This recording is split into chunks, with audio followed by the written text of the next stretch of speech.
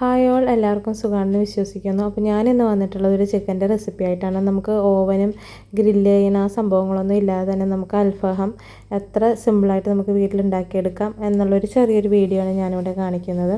അപ്പോൾ ഇത് കുട്ടികൾക്കും വലിയവർക്കും ഒക്കെ വളരെയധികം ഇഷ്ടമാവും. അപ്പോൾ നല്ല 1/2 കിലോയോളം ചിക്കൻ ഞാനിവിടെ കഴുകി വൃത്തിയാക്കി എടുത്ത് വെച്ചിട്ടുണ്ട്.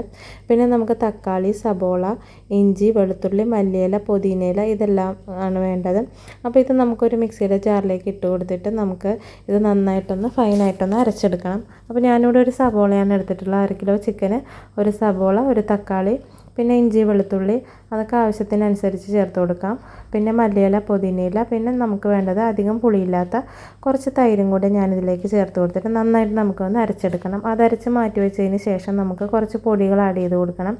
അതും ഇതേപോലെ മിക്സിയുടെ ജാറിലിട്ടിട്ട് നമുക്ക് നന്നായിട്ടൊന്ന് അരച്ചെടുക്കണം. ആ കൂട്ടത്തിൽ തന്നെ ഞാൻ കുറച്ച് ചെറുനാരങ്ങ കൂടി പിഴിഞ്ഞൊഴിക്കുന്നുണ്ട്.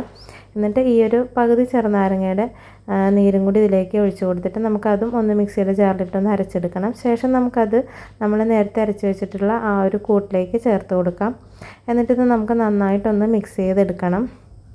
അപ്പം നമ്മളിതിലേക്ക് വേറെ വെള്ളമൊന്നും ചേർത്ത് കൊടുക്കണ്ട. അപ്പോൾ ഇതിൽ ചെറുനാരങ്ങ നീരും പിന്നെ നമ്മുടെ തൈരും ഒക്കെ കൂടി ചേർന്നിട്ടുള്ളത് തന്നെ ആ ഒരു വാട്ടർ കണ്ടൻറ്റ് ആവശ്യത്തിനുണ്ട്. അപ്പോൾ നമ്മൾ വേറെ വെള്ളമൊന്നും ചേർത്ത് കൊടുക്കാതെ വേണം ഇത് അരച്ചെടുക്കാനായിട്ട്. നമുക്കിത് നന്നായിട്ടൊന്ന് യോജിപ്പിച്ചെടുക്കാം. നമ്മുടെ 2 മസാലകളും കൂടി നമുക്ക് നന്നായിട്ടൊന്ന് യോജിപ്പിച്ചെടുക്കാം. ശേഷം നമ്മൾ കഴുകി വൃത്തിയാക്കി വെച്ചിട്ടുള്ള ചിക്കൻ ഇതിലേക്ക് ചേർത്ത് കൊടുക്കുക. അപ്പോൾ ചിക്കൻ നിങ്ങൾക്ക് നമ്മൾ സാധാ കടയിൽ നിന്നൊക്കെ വാങ്ങുന്ന അൽഫാത്തിൻ്റെ ആ ഒരു ഷേപ്പിലാണ് വേണമെന്നുണ്ടെങ്കിൽ നന്നായിട്ടൊന്ന് ഇടിച്ചൊന്ന് പരത്തിയെടുത്തതിന് ശേഷം നമ്മൾ നന്നായിട്ടൊന്ന് വരഞ്ഞു കൊടുത്താൽ മതി. ഇതിപ്പോൾ ഞാൻ ഇതേപോലെ ചെറിയ കഷ്ണങ്ങളാക്കിയിട്ട് നമ്മുടെ ബിരിയാണിക്കൊക്കെ എടുക്കുന്ന ആ ഒരു സൈസിലാണ് എടുത്തിട്ടുള്ളത്. അപ്പോൾ നമ്മളത് നന്നായിട്ട് വരഞ്ഞൊക്കെ കൊടുത്തിട്ടുണ്ടായിരുന്നു.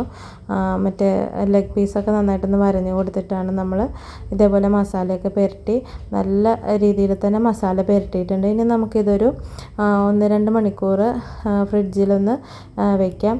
അപ്പോൾ നമ്മൾ ചിക്കൻ ഇതേപോലെ 2 മണിക്കൂറിന് ശേഷം നമ്മളിത് എടുത്തിട്ടുണ്ട്. അപ്പോൾ അത് നല്ലോണം തന്നെ നമുക്ക് മസാലയൊക്കെ നമ്മുടെ ചിക്കനിൽ പിടിച്ച് കിട്ടിയിട്ടുണ്ട്. അപ്പോൾ നമുക്കിനി ഇതെങ്ങനെയാണ് റെഡിയാക്കുന്നതെന്ന് നോക്കാം. അതിന് വേണ്ടിയിട്ട് ഞാൻ ഇതേപോലത്തെ ഒരു ഫ്രൈ പാനാണ് എടുത്തിട്ടുള്ളത്. അതിലേക്ക് നമുക്ക് കുറച്ച് മാത്രം ഓയിൽ ഒഴിച്ച് കൊടുക്കാം. ശേഷം നമുക്ക് നല്ല രീതിയിൽ തന്നെ ഈ ചിക്കൻ്റെ മസാലയിലൊന്ന് പുരട്ടിയതിന് ശേഷം നമുക്കിത് ഓരോന്നായിട്ട് ഇതേപോലെ വെച്ച് കൊടുക്കാം. അപ്പോൾ ഞാൻ ഇതേപോലെ ഓരോരോ പീസുകളായിട്ടെടുത്ത് ചിക്കൻ വെച്ച് കൊടുക്കുന്നുണ്ട്. അപ്പോൾ നമ്മൾ രാത്രിയിലാണിത് ചെയ്യുന്നത്. അപ്പോൾ അതുകൊണ്ട് തന്നെ കുറച്ച് ലൈറ്റിൻ്റെ പ്രോബ്ലമും ഒക്കെ ഉണ്ട്. അപ്പോൾ അതൊക്കെ എല്ലാവരും ഒന്ന് ക്ഷമിക്കുക.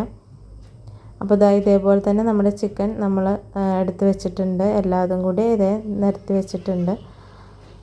നമ്മളിത് അധികം ഓയിലൊന്നും യൂസ് ചെയ്യുന്നില്ല. നമുക്ക് ആ ചിക്കനിലുള്ള ആ ഒരു ഇതിൽ തന്നെ ഒരു ചെറിയൊരു വാട്ടറിൽ തന്നെ നമുക്കിത് നന്നായിട്ട് തന്നെ കുക്കായി കിട്ടും. അപ്പോൾ വളരെയധികം ടേസ്റ്റിയാണ്.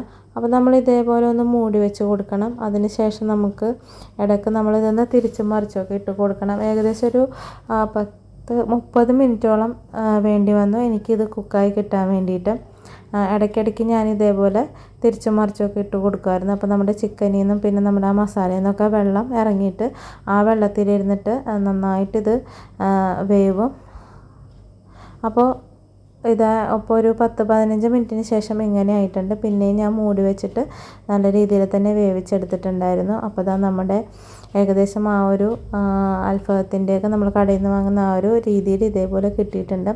നമ്മൾ കുറച്ച് ക്ഷമ വേണം കേട്ടോ. ഒരു അരമണിക്കൂർ മേലെ എന്തായാലും വേണ്ടി വരും. അപ്പോൾ തീ ലോ ഫ്ലെയിമിലും ഇടയ്ക്ക് മീഡിയം ഫ്ലെയിമിലൊക്കെ ഇട്ട് കൂട്ടി എടുത്തിട്ടൊക്കെയാണ് നമുക്കിത് റെഡിയായി കിട്ടിയത്. അപ്പോൾ നമുക്ക് കറക്റ്റ് ആ ഒരു ടേസ്റ്റിൽ തന്നെ കിട്ടിയിട്ടുണ്ടായിരുന്നു. അപ്പോൾ ഇത് ഒരിക്കലെങ്കിലും നിങ്ങൾ വീട്ടിലൊന്ന് ട്രൈ ചെയ്ത് നോക്കണം. നമ്മുടെ ചാനൽ ആദ്യമായിട്ടാണ് കാണുന്നതെങ്കിൽ ഒന്ന് സബ്സ്ക്രൈബ് ചെയ്തൊന്ന് സപ്പോർട്ട് ചെയ്യണേ. അപ്പോൾ ഇനി അടുത്തൊരു വീഡിയോ ആയിട്ട് വരുന്നവരേക്കും കാണാം. അപ്പോൾ ഇതായിരുന്നു ഞങ്ങളുടെ രാത്രിയിലെ ഡിന്നർ. അപ്പോൾ ഓക്കെ, ശരി, ടാറ്റാ, ബൈ ബൈ.